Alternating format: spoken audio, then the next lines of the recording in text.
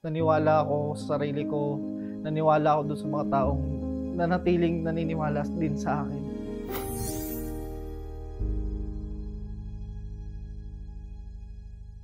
Ako si Manuel Dexter Nareto, 28 years old, content creator.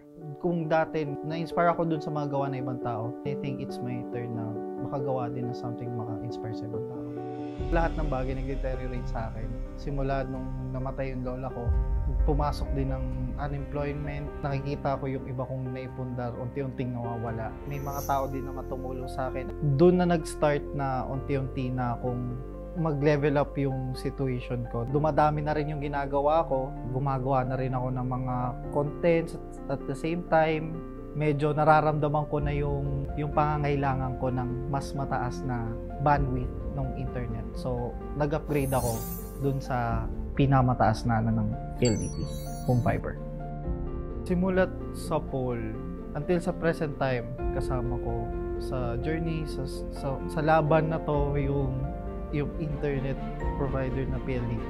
Hindi ko ma-imagine na wala sila kung paano ko igagapang or gagawin tong ginagawa ko ngayon. Sobrang thank you.